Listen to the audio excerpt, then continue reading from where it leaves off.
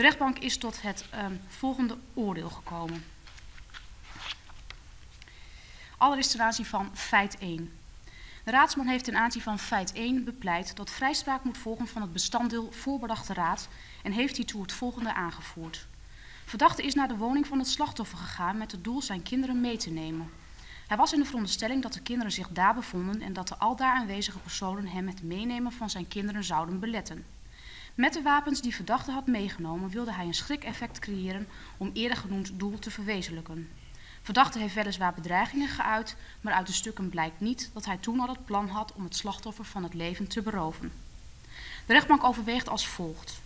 Ter terechtzitting heeft verdachte verklaard dat hij naar de woning is gegaan enkel omdat hij zijn kinderen wilde meenemen. Na het binnentreden van de woning is hij naar de zolder gegaan omdat hij dacht dat de kinderen daar waren. De kinderen bevonden zich echter niet op de zolder. Volgens zijn eigen verklaring heeft hij hierna niet elders in de woning naar de kinderen gezocht. Naar het oordeel van de rechtbank strookt dit niet met de bedoeling die verdachte zegt te hebben gehad. Indien verdachte werkelijk op zoek was naar zijn kinderen, had een zoektocht door het huis immers meer voor de hand gelegen. Voorts wordt de door verdachte opgegeven bedoeling niet ondersteund door objectief vast te stellen feiten en omstandigheden. Integendeel, uit de verklaring van de dochter van het slachtoffer kan worden afgeleid dat verdachte de trap is opgelopen en direct naar de slaapkamer van het slachtoffer is gegaan. Verder heeft verdachte bij de rechtercommissaris in België aangegeven dat hij het slachtoffer om het leven heeft gebracht om de zekerheid te hebben dat zijn kinderen niet bij haar zouden opgroeien. Bij die gelegenheid heeft hij eveneens verklaard dat hij de avond ervoor het plan had uitgedacht. In een brief die verdachte vanuit de gevangenis in België heeft geschreven naar zijn ex-partner, spreekt verdachte eveneens over het feit dat dit de enige oplossing was om te voorkomen dat zijn kinderen in een huishouden zoals dat in Sneek zouden worden grootgebracht. Tot slot is komen vast te staan dat verdachte tussen 9 en 14 juni 2011 meermalen gedreigd heeft te zullen vermoorden, dan wel een bloedbad te zullen aanrichten in Sneek, waar de woning van is gelegen. Op basis van het bovengenoemde is de rechtbank van oordeel dat de verklaring van verdachte voor wat betreft zijn intenties ongeloofwaardig is. De rechtbank acht, gelet op het bovengenoemde, wettig en overtuigend bewezen dat verdachte opzettelijk en met voorbedachte raad van het leven heeft beroofd. Dan ten aanzien van het onder 3 te lastig gelegde. De raadsman heeft betoogd dat verdachte van de onder 3 te lastig gelegde voorbereidingshandelingen moet worden vrijgesproken. Hij heeft hierbij aangevoerd dat verdachtes oogmerk bij het kopen van de benzine en de messen niet gericht was op het ombrengen van en. De raadsman heeft gesteld dat verdachte de chalet in brand wilde steken, zodat zijn kinderen niet meer daarheen zouden kunnen gaan. Volgens de raadsman blijkt uit de stukken onvoldoende dat verdachte met de messen zijn echtgenote en wilde vermoorden. De uitlating van verdachte ten overstaan van zijn buurvrouw moet worden opgevat als een humoristische en niet serieus te nemen uitdrukking. De rechtbank overweegt als volgt. Vooropgesteld dient te worden dat de bewezen verklaring toegesneden op artikel 46 van het Wetboek van Strafrecht vereist, kort gezegd, dat bewezen kan worden dat verdachte opzettelijk voorwerpen bestemd tot het begaan van een misdrijf, waarop naar de wettelijke omschrijving een gevangenisstraf van 8 jaar of meer is gesteld, heeft verworven of voorhanden heeft gehad. Voor strafrechtelijke aansprakelijkheid is dus voldoende dat er sprake is van opzet, zoals dat geldt in de gangbare opzetleer. Er dient derhalve niet te worden vastgesteld dat sprake is van de zwaardere opzetvariant, oogmerk. Uit de inhoud van de bewijsmiddelen blijkt dat verdachte op 16 juni 2011 benzine heeft gekocht met de bedoeling de chalet CQ Caravan van in brand te steken. In de daaraan voorafgaande periode heeft verdachte meermalen doodsbedreigingen geuit tegen en. Ten tijde van deze bedreigingen had verdachte bovendien enkele messen reeds aangeschaft. Tegenover mevrouw heeft verdachte na het tonen van de messen onder meer gezegd dat hij van het leven zou gaan beroven. Nog de verklaring van nog de andere processtukken bieden aanknopingspunten om aan te nemen dat verdachtes uitlating aan niet serieus bedoeld was. Mede gelet op de door verdachte geuite bedreigingen acht de rechtbank dat niet een aannemelijk standpunt. Op grond van al het voorenstaande is de rechtbank van oordeel dat het verwerven van de benzine en het voorhanden hebben van de messen strekte ter voorbereiding van enig feit als in het onder 3 te lastig gelegde bedoeld op het begaan waarvan het opzet van de verdachte was gericht. De rechtbank acht het onder 1, 2, 3 en 4 te lastig gelegde dan ook bewezen En dat levert op de volgende misdrijven. Onder 1, moord. Onder 2, opzettelijk brandstichten, terwijl daarvan gemeen gevaar voor goederen en levensgevaar en gevaar voor zwaar lichamelijk letsel voor een ander te duchten is. Onder 3, voorbereiding van opzettelijke brandstichting en moord of doodslag. En onder 4, opzettelijk en wederrechtelijk een dier dat geheel of ten dele aan een ander toebehoort, doden. Strafmotivering. Verdachte heeft zich schuldig gemaakt aan moord, brandstichting, de voorbereiding van moord, CQ doodslag en brandstichting en het doden van een dier. Het meest ernstige feit is de moord op de schoonzus van verdachte. Daarbij gaat het om de schending van het hoogste rechtsgoed dat door de wet wordt beschermd, namelijk het menselijk leven.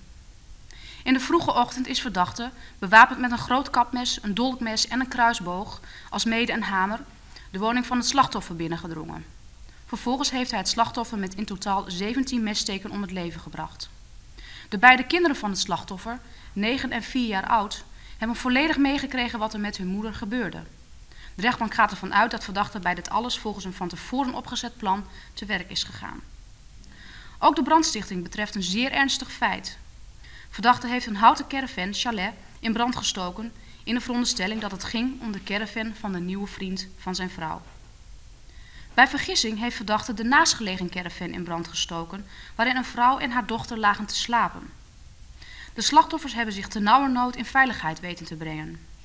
De hond van het oudste slachtoffer is bij de brand om het leven gekomen en de caravan met inboedel is geheel verloren gegaan. In de weken voorafgaand aan de feiten was verdachte verlaten door zijn echtgenote, die hun beide kinderen had meegenomen. Over de kinderen, en dan met name de oudste, ontstond veel strijd.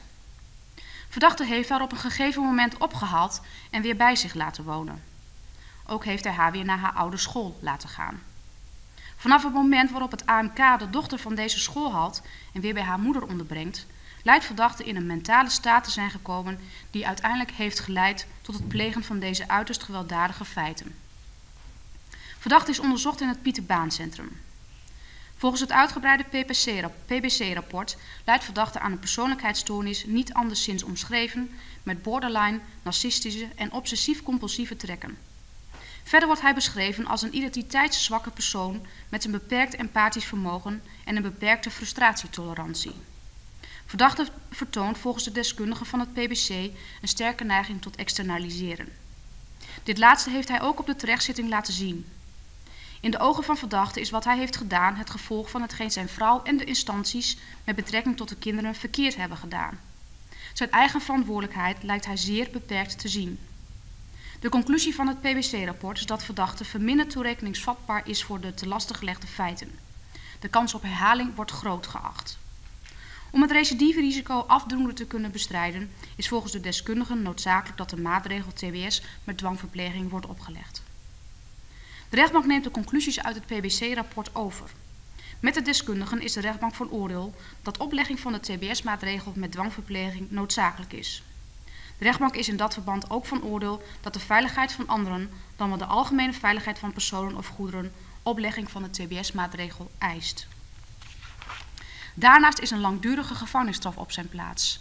Bij de bepaling van de duur hiervan houdt de rechtbank rekening met de ernst van de delicten, het excessieve geweld dat door verdachten is gebruikt, het leed dat bij de slachtoffers is veroorzaakt en de nabestaanden en de beroering die de feiten hebben veroorzaakt in de maatschappij.